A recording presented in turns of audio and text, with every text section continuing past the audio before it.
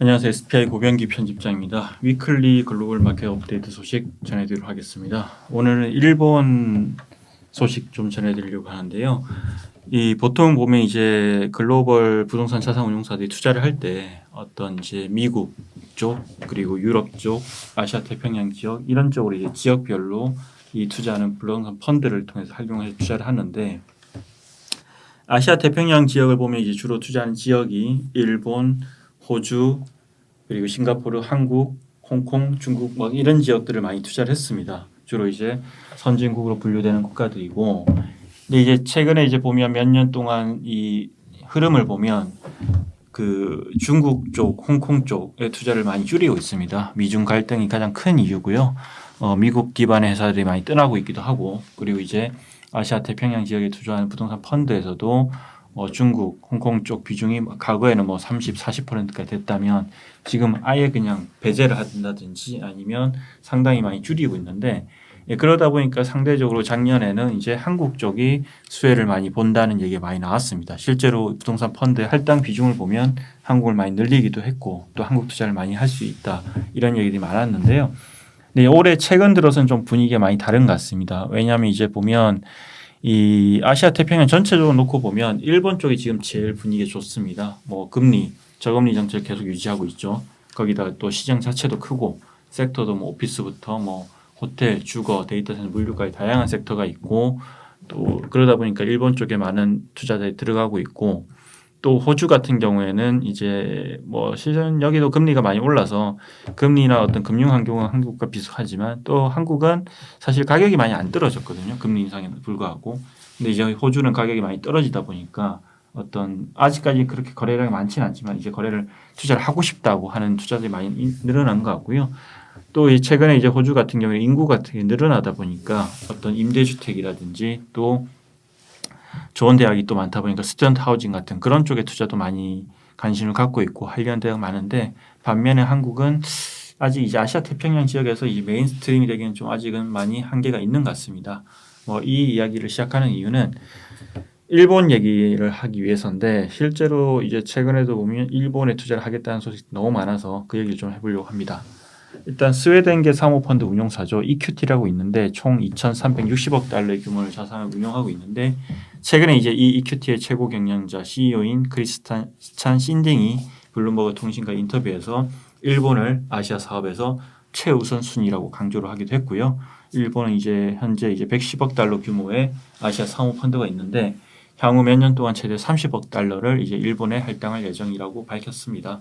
네, 그리고 뭐 이런 이제 현재 거래가 진행 중인 잠재적인 파이프라인을 확보해서 거래가 진행 중인 건들을 감안하면 일본의 부동산과 인프라에도 이제 10억 달러 정도를 투자할 가능성이 있다 이렇게 얘기를 했고요. 반면 이제 앞서 말씀드린 대로 중국 시장에 대해서는 뭐 중장기적으로 보면 여전히 매력적이지만 현재는 신중하게 접근하고 있다 이렇게 이제 설명을 하기도 했습니다.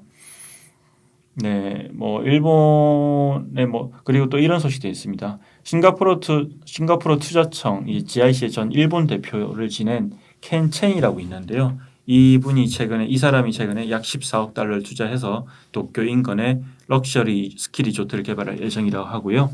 도쿄에서 이제 북서쪽으로 약 240km 정도 떨어진 묘코 코겐이라는 지역인데요.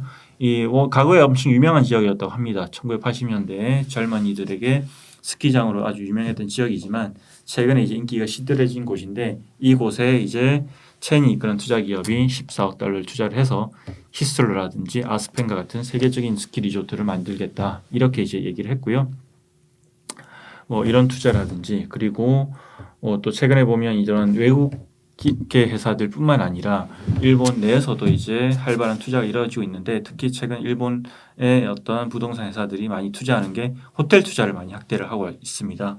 뭐 일본 호텔 시장은 사실 도쿄 올림픽을 전후로 해서 엄청나게 이제 좋아졌고 여기다 이제 코로나19가 끝나고 엔데믹이 되면서 이제 국경 통제까지 풀다 보니까 상당히 많은 어떤 이 관광객들이 찾고 있고 실제로 최근에 주변 지인들도 일본을 많이 다녀오는데 다녀와서 하는 얘기가 일본 호텔이 상당히 잘 되고 또 호텔 가격도 많이 올랐다 이런 얘기들 많이 하는데 그러다 보니까 이런 이제 일본에서도 부동산 회사들이 호텔 사업에 진출하는 사례가 늘어나고 있습니다. 일단 일본 제철 계열의 부동산 회사인 리테츠 코아 부동산이라고 있는데 최근에 이 호텔 사업에 진출한다고 이렇게 밝혔고요. 향후 5년간 400억에서 500억 엔 정도를 투자할 예정이라고 합니다. 네, 일단 첫 프로젝트가 이제 내년 3월에 도쿄 우에노에 앤드 히어라는 브랜드로 이제 객실수 145실의 규모의 호텔을 열 예정이고 이미 예약을 접수하고 있는데 한 80% 정도가 외국 관광객 인바운드 고객이라고 합니다. 네, 그리고 이 니테치 코아 부동산 같은 경우에는 또 2025년도에도 도쿄 신주쿠 그리고 오사카 남바에도 호텔을 개업할 예정이고 역시 이제 인바운드 어떤 수요를 한 70% 정도 잡고 개발을 한다고 합니다. 또 이외에도 이제 NTT 도시개발도 이제 향후 3년간 호텔 공급 개실수를 코로나 이전보다 50% 늘리겠다 이렇게 이제 밝힌 상태고요. 또 미쓰이 부동산 같은 경우에도 향후에 해외를 포함해서 약 1000실 정도의 호텔을 신규 개발하겠다. 그리고 뭐 또 그러니까 긴자 기반의 어떤 휴릭 같은 회사들도 이런 호텔 투자를 많이 하겠다 이렇게 많이 밝혔고요. 일단 이 일본 실제로 호텔 투자도 많이 일어나고 있는데 JLL에 따르면 이제 일본 내 호텔 투자액이 올 상반기에 이제 2,034억 엔이었는데 전년 동기 대비해서 1.7배 정도 증가한 수치고요.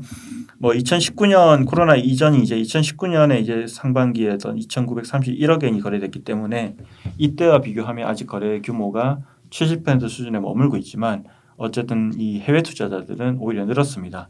1,285억 엔으로 3.6배 정도 증가했고요. 이렇게 많은 투자자들이 일본을 눈여겨보고 있습니다. 그리고 뭐 또 하나 더 전해드리면 이 DWS 자산운용이라고 있거든요. 이게 여기가 이제 보면 아시아 태평양 쪽에 투자를 많이 하고 특히 한국 투자를 많이 하는데 최근에 이제 일본 부동산 헤더를 이제 교체를 했더라고요. 오부 고이치로라고 이제 오랫동안 부동산 시장 리서치를 담당했던 분을 이제 대표로 승진시켰는데 이분 같은 경우에는 일본과 한국 부동산 시장 리서치를 담당하고 있기 때문에 한국 시장에 대한 이해도도 이제 높은 편이고요.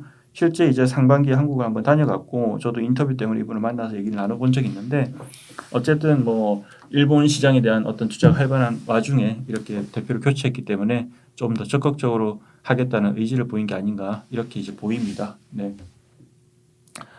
이상으로 최근 이제 외국계 투자자들 그리고 일본에서 그 상업용 부동산 투자가 활발한 이유, 활발한 어떤 그런 흐름을 보이는 현상에 대해서 소개를 해드렸습니다. 고맙습니다.